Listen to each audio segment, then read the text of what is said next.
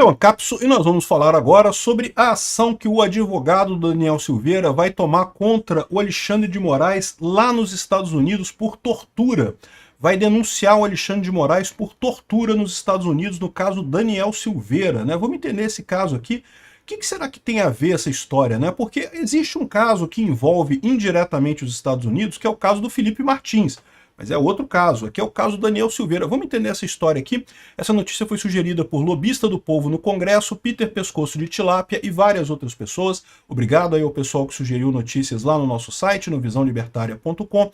E obrigado a você que está assistindo o nosso vídeo. Se você gosta do nosso conteúdo, por favor, deixe o seu like e se inscreva aqui no canal, né?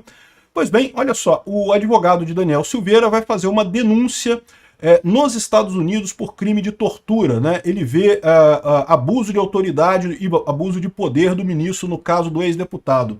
Qual que é a situação? O Daniel Silveira, vocês lembram o porquê que ele é acusado? Ele era um deputado brasileiro, ele estava falando na internet sobre criticando os ministros do Supremo, falou algumas coisas que podem ser entendidas como ameaças, né? Ameaçou os ministros do Supremo e coisa e tal. E por mais que eu tenha achado aquilo que o Daniel Silva falou errado, acho que não deveria ter falado daquele jeito, concordo que foi exagerado, ele tem imunidade parlamentar, né? Em tese, ele está ali justamente como um parlamentar, como um deputado, porque ele expressa a opinião de uma parte do povo brasileiro. E sim, tem uma parte do povo brasileiro que não gosta nem um pouco do STF. Eu diria que é uma parte cada vez maior no final das contas, né? E justamente aí o STF foi com essa fome para prender o Daniel Silveira. Inventaram uma jurisprudência nova de flagrante permanente, porque enquanto o vídeo estava tocando na internet era flagrante. Em tese, um deputado só pode ser preso em flagrante, ele não pode ser preso por outros motivos, ou então depois de devidamente condenado, né? De novo, porque ele é um representante do povo, ele está ali representando uma parcela da população brasileira. Inventaram essa história de que ele estava em flagrante, coisa e tal, que é um absurdo, né?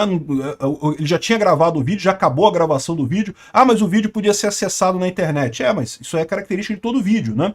Enfim, um absurdo esse tipo de coisa. E você lembra, né? Houve todo um processo absurdo de condenação do cara, apenas de 9 anos de cadeia por uma fala, por algo que ele falou, uma pena que não tem nenhuma justificativa, não tem nada. Mas beleza. Bolsonaro deu a graça para ele, né? E indultou ele. O STF foi lá e cancelou a graça, falou que não pode dar graça nesse caso, não sei o que lá. Outro absurdo, porque a Constituição é clara. É direito do presidente conceder a graça, o indulto e a anistia, né? Ou anistia é pela Câmara, eu não lembro, mas é poder do presidente fazer essas coisas. Então não tem que... Ah, não, mas foi desvio de função. Como desvio de função? É função do presidente fazer isso. Ele faz porque ele quer, ué. Que história é essa, né? Ou seja, mais uma vez, um absurdo ato de desmando do STF que ignorou esse negócio e prendeu o Daniel Silveira. Beleza, Daniel Silveira ficou preso durante um tempo, só que 9 anos, em determinado momento ele já tem direito à progressão de regime, ele pode passar para o regime semiaberto, né? E ele preenche todos os requisitos para isso. Todo dia, no sistema penal brasileiro, nas cadeias no Brasil, todo dia, um monte de gente é colocado em semiaberto, é um processo rápido, no momento que você cumpriu lá o requisito da pena, se você não causou nenhuma confusão na cadeia, se você não causou nenhum distúrbio, não causou nada, é tudo tranquilo, tudo muito rápido, né? O que o Alexandre de Moraes fez? Começou a colocar um monte de empecilho para a progressão do regime do Daniel Silveira, o que configura, na visão dos advogados dele, tortura. E não deixa de ser, é verdade, né? Porque ele tá negando ao preso um direito que o preso tem. E é um direito que na justiça brasileira, né, na lei brasileira, é pacífico. No momento que o cara tem os requisitos todos para progredir de regime, ele tem que progredir de regime, né? O juiz, ele meramente chancela aquilo ali, ele não tem que ficar vendo e coisa e tal. Agora, olha o que aconteceu. Primeira coisa, o Alexandre de Moraes exigiu que fosse paga uma multa de não sei quantos milhões de reais que ele tinha estipulado lá. Beleza, o pessoal fez uma vaquinha, eu contribuí com a vaquinha e o pessoal pagou. Aí, eles falaram que não, mas tem a correção monetária da multa também de não sei quantos milhões a mais. Fez outra vaquinha, todo mundo contribuiu, ajudou, a gente foi lá e pagou essa outra vaquinha também. Beleza, aí o que é agora? Ah não, agora tem que ter o exame criminológico. O detalhe é, exame criminológico é uma besteira esse tipo de coisa, porque é aquele negócio, né? Em tese, é uma forma de algum sociólogo, algum psicólogo olhar para o preso e falar, ah, mas esse cara aqui tá não vai ser um perigo para a sociedade, não vai ser um problema liberar ele para a sociedade e coisa e tal. Cara, o cara viveu a vida dele inteira sem fazer nada, não teve nenhum crime, não teve nada que ele cometeu a vida toda, ele era réu primário quando ele foi preso, e agora vem o pessoal, não, porque tem que ter exame criminológico. Sabe o que é o pior? Teve exame criminológico, recomendou a progressão de regime, como é o padrão nesse caso de exame. Sabe o que o Alexandre de Moraes falou? Não, o documento é muito superficial, ele quer mais detalhamento sobre o exame criminológico do Daniel Silveira. Ou seja, o cara não quer soltar o Daniel Silveira, ele está fazendo, ele está protelando isso como forma de tortura do Daniel Silveira. É impressionante como as pessoas mantêm o Alexandre de Moraes lá. Esse cara tem que ser tirado de lá rápido. Esse cara está corroendo a justiça brasileira, está destruindo o devido processo legal, a presunção de inocência. Todo o arcabouço jurídico brasileiro está sendo destruído por esse cara por pura vingança pessoal. Ele está chateado que ninguém na população gosta dele, e aí ele quer forçar as pessoas a gostarem dele na marra, né? Não, tem que gostar do Xandão na marra, se falar qualquer coisa, criticar e não sei o que lá. No final das contas, está perseguindo um monstro, perseguindo moinhos de vento no final das contas, porque a verdade é que não tem jeito. A imagem dele já está manchada para o resto da vida. Não vai ter salvação para o Xandão na história.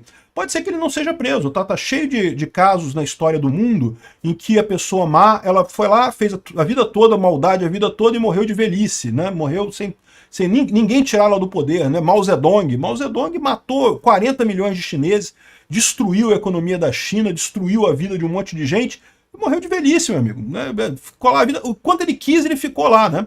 Dizem que ele tinha uma doença sexual e ele fazia questão de não se tratar e ficava passando para as concubinas dele a doença sexual, elas que tinham que se tratar depois, ele não ia se tratar da doença e coisa e tal, e esse cara morreu de velhice, nunca foi punido. Mao Zedong morreu de velhice. Stalin morreu de velhice, numa poça de mijo, né, caiu lá no gabinete dele, lá no Kremlin, né, diz que morreu numa poça de mijo no gabinete dele, né, mas morreu de velhice, morreu de doença, ninguém foi lá e puniu o cara. Infelizmente acontece isso.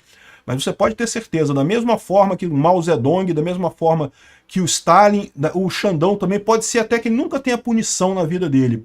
Mas a história não vai ser leve com ele, tá? A história vai registrar o quanto de mal que esse cara fez no Brasil. Esse tipo de coisa que o pessoal pode falar assim, ah, mas eu não gosto do Daniel Silveira. Eu acho que de direita, bolsonarista, tem que sofrer mesmo. O que esse pessoal não percebe é que no momento que você fez todas essas liberdades, você destruiu todas essas barreiras que você tinha para evitar que um juiz fosse parcial ou fosse extremamente duro com alguém, um dia isso pode ser usado contra você, meu amigo. A partir de agora, quando tiver um juiz lá que não gosta de você, pode falar que, ah não, olha só, não vou aceitar esse exame criminológico não, porque está muito por alto. Eu quero mais detalhado, detalhe esse exame criminológico aqui. Que história é essa? Isso nunca aconteceu no Brasil. Esse cara está destruindo todas as garantias de direitos humanos básicas. Cuidado o pessoal que está achando isso lindo. Ah, porque é bolsonarista. Ah, porque o Daniel Silveira tem que bater mesmo, não gosto do cara, acha ele feio, bobo, não sei o que lá. Olha, um dia isso pode se virar contra você. Tome muito cuidado com essas coisas. Agora, o advogado dele está entrando com um processo lá nos Estados Unidos alegando tortura. Isso é uma coisa interessante, tá? Eu não sei se a justiça americana vai aceitar esse tipo de coisa, porque, em tese, não tem nenhuma ligação com os Estados Unidos esse caso, né? Agora, os Estados Unidos, e existem instrumentos internacionais que falam que crimes como tortura podem ser aceitos em qualquer jurisdição, né? E talvez isso dê um caminho, se esse caso funcionar lá nos Estados Unidos, talvez isso abra um caminho também para o pessoal do 8 de janeiro, que compartilha muitos desses problemas, né? O pessoal do 8 de janeiro também, como eu já falei para vocês, deveria mesmo ser punido, mas punido pelo que eles fizeram. Quem quebrou coisa lá, quem sujou alguma coisa, tem que pagar uma multa, né? Um dano, crime de dano e coisa e tal.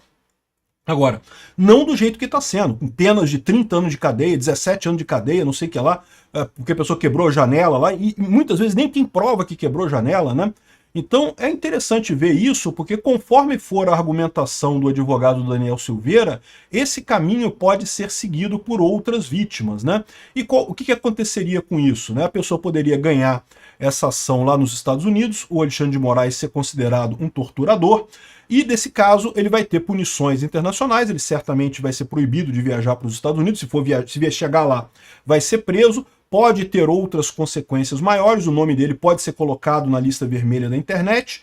Aí você fala, mas se ele ficar aqui no Brasil, ele nunca vai ser preso. É verdade, se ele ficar aqui no Brasil, ele nunca vai ser preso, né? Mas a situação dele pode ficar muito complicada nessa história. Talvez isso aí estimule o Alexandre de Moraes a lembrar que ele é um juiz, que ele tem que seguir a lei, que ele não tem que inventar a lei da cabeça dele conforme ele acha que as coisas deveriam ser, né? Enfim, um absurdo o caso do Daniel Silveira. Eu não sei se essa coisa vai ter futuro lá nos Estados Unidos, tá? Não sei como que o juiz lá vai ver esse caso por lá. Mas eu acho uma coisa interessante, assim, que há possibilidade, como eu falei, esses tratados internacionais falam que crime de tortura você pode ser processado em qualquer jurisdição mundial. Então, se está configurado o crime de tortura aqui, e na minha opinião está, isso pode ser aberto lá nos Estados Unidos, isso pode criar um monte de problema para o Alexandre de Moraes lá nos Estados Unidos. Obrigado por assistir o vídeo até o final. Além de curtir, compartilhar e se inscrever no canal, considere se tornar patrocinador com valores a partir de R$ 1,99. Clique no botão Seja Membro abaixo para saber as condições e vantagens de patrocinar o canal. Mais informações sobre o nosso projeto, visite nossos sites indicados na tela.